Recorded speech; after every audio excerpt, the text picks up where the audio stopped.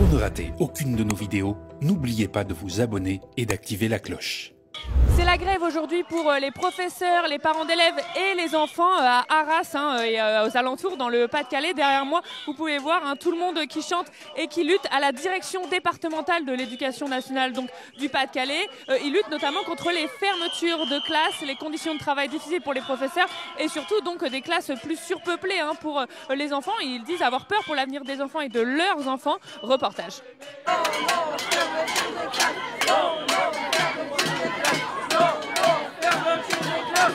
À la rentrée prochaine, notre académie subira encore à elle seule 30% des suppressions de postes décidées au niveau national. 59 concerneront le Pas-de-Calais. Cela entraînera de nouveau 147 fermetures de classes pour seulement 10 ouvertures. C'est inacceptable! Bravo!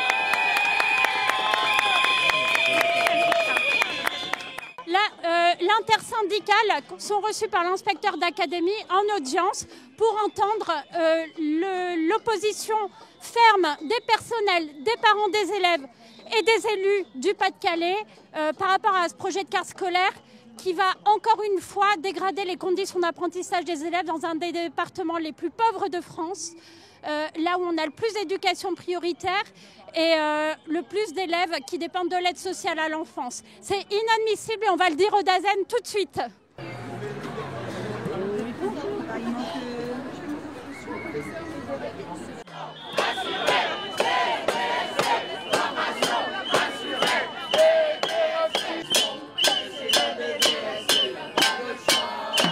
Bonjour! Pourquoi vous dites une classe en moins, des échecs en plus?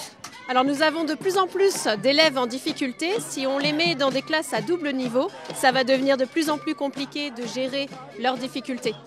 On se sent de plus en plus seul dans nos classes.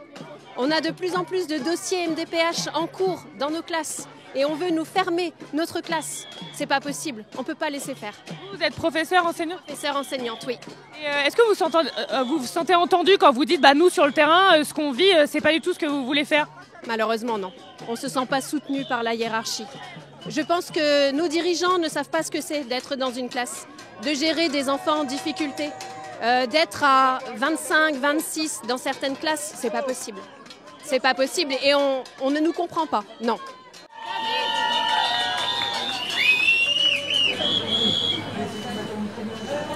Il vient d'être reçu par l'IA du Pas-de-Calais. Nous avons été écoutés. On verra si nous avons été entendus. Nous avons été écoutés. Maintenant, je pense que nous ne serons pas satisfaits des réponses qui seront apportées vendredi.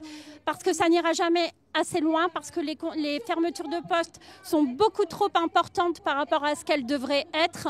Nous n'avons que 10 ouvertures définitives dans le département. Une proposition de 147 fermetures. On a obtenu que des situations soient revues. Ça, c'est clair et c'est la lutte intersyndicale qui l'a permis. Maintenant, on attend vendredi, on verra bien. Parce que là, c'est combien de classes qui sont menacées de fermeture dans le Pas-de-Calais? 147. 147, c'est énorme, alors que le département ne doit rendre, entre guillemets, parce que c'est déjà trop, que 59 postes. On ferme 147 classes. Le choix délibéré de l'inspection académique du Pas-de-Calais, c'est d'enlever des moyens pour les élèves, c'est de dégrader les conditions de travail, c'est de fermer des classes dans des écoles où les cours doubles se multiplieront, où le nombre d'élèves par classe augmentera.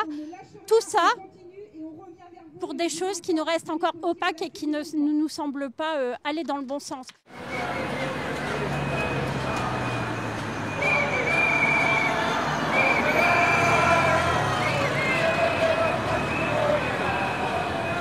Non, fermeture des classes. Voilà, on n'est pas d'accord. Vous avez peur pour l'avenir de vos enfants? Bah oui, j'ai déjà des enfants qui sont en difficulté, qui sont en IM-Pro, l'IME, et là j'ai mon garçon qui est en école Céline Rouquier, qui a beaucoup de difficultés. On a monté des dossiers MDPH, et pour pas qu'il va en IM-Pro, on lui a fait sauter une classe, on refait passer une année en grande section maternelle pour qu'il puisse s'en sortir. Vous avez l'impression qu'on vous abandonne un peu là dans ces fermetures de classes? On nous abandonne beaucoup, et je trouve que c'est énorme. On n'est pas d'accord. Voilà. Bon, même pour elle, même pour les petits, c'est pas évident. T'es à l'école? Oui,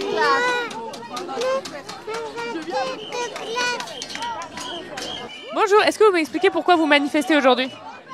Contre la fermeture que l'on juge très injustifiée dans notre école maternelle située dans les quartiers ouest d'Arras. Il y a 2 fermetures dans le même quartier et à titre personnel aussi parce que c'est moi qui vais partir. Et parce que je souhaite de tout cœur aussi continuer à pouvoir m'investir dans cette école. Vous êtes professeur? Oui, je suis professeur. Et du coup, vous allez partir? Oui, bien sûr, c'est fermeture de classe, dernière arrivée, première partie.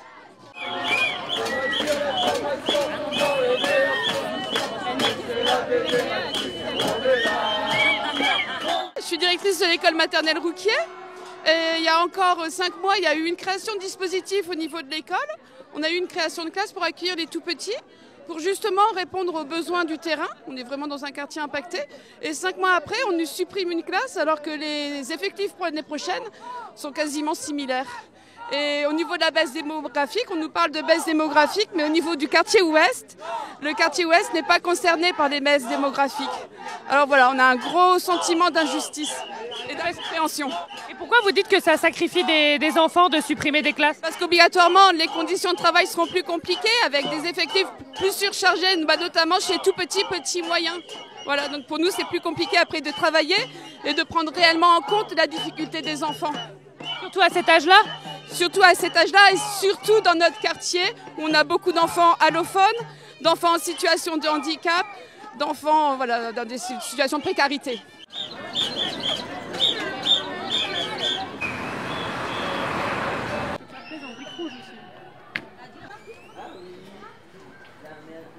Vous continuez la manifestation jusque devant l'école? Oui, bien sûr, on lâche rien. La classe, elle est en danger, oui. Vous soutenez la grève? Vous étiez à la manifestation? Ouais, on y était. Vous venez soutenir la grève? Bah oui, quand même. Vous avez peur pour vos enfants? Plus forcément pour le mien, parce que le mien va aller en IME. Mais voilà, l'école a fait beaucoup de choses pour Ellie, donc je pense que c'est un minimum quand même de soutenir un peu les maîtresses et puis même les enfants en général, quoi. Déjà, c'est des quartiers qui ne sont pas super au top, mais bon, c'est vrai que le personnel enseignant est vraiment super bien, donc il n'y a pas de raison qu'on ne soutienne pas, quoi. Vendredi, on a installé des panneaux, on a fait on s'est mobilisé avec des parents. Voilà. Ouais, on a fait des pétitions sur Internet, pétitions à l'écrit, parce que tout le monde n'a pas Internet, tout le monde ne sait pas comment ça marche. On a fait des pancartes, puis on discute avec les parents, et les parents ne sont pas d'accord non plus, ils ne comprennent pas comment ça se fait qu'on est ciblés, nous. Vous continuerez la mobilisation? Oui. On ne lâche rien. On ne va pas lâcher. Voilà. Monsieur le Turc, écoutez-nous s'il vous plaît, aidez-nous. On a fait une pétition, je l'ai mis sous plastique, comme ça les parents ils arrivent. Et puis ici la pétition, j'ai laissé le crayon et tout. Voilà. On a quand même eu beaucoup de signatures quand même. Ça avance tout doucement, mais ça va. Et, oui, les parents soutiennent de toute façon. Oui, les parents ils comprennent pas pourquoi on est ciblés nous par rapport à ça, parce qu'ils disent démographique, il n'y a rien de démographique. On a toujours beaucoup d'enfants qui sont inscrits. Et puis comme je vous ai dit, il y a 2 ans, on a fusionné avec Suzanne Lacor qui était juste là-bas. Et on a récupéré les enfants de Suzanne Lacor parce qu'ils avaient dit qu'on voulait faire un pôle éducatif comme à Val-de-Scarpe. Et ils nous avaient dit aussi que ça n'allait pas entraîner de fermeture de classe par rapport à ça. Et puis en fait, 2 ans après, on se retrouve avec sur la sellette, fermeture de classe peut-être. Est-ce que vous vous sentez entendu par les politiques quand vous faites des manifestations, quand vous le dites, c'est pas possible? Pour le moment, non, parce qu'on pensait avoir peut-être l'équipe du maire ou de la mairie, quelqu'un de la mairie pour représenter un peu à la manifestation. On a vu tout le monde, pourtant on a quand même essayé de lancer des petits mots sur les réseaux sociaux. On s'attendait vraiment à ce qu'il y ait un représentant, mais pas du tout. Bon. On est un peu déçus sur ce côté-là. Ouais. On est un peu déçus qu'on n'a pas eu de représentant de la mairie avec nous soutenir et tout. Pourtant, le maire, il soutient bien l'éducation de nos enfants. Donc, c'est pour ça qu'on est un peu... On ne sait pas pourquoi. Et en général, est-ce que vous vous sentez entendu par les politiques français? Pas vraiment. En étant dans un petit patelin à Arras ou dans le Pas-de-Calais, pas spécialement.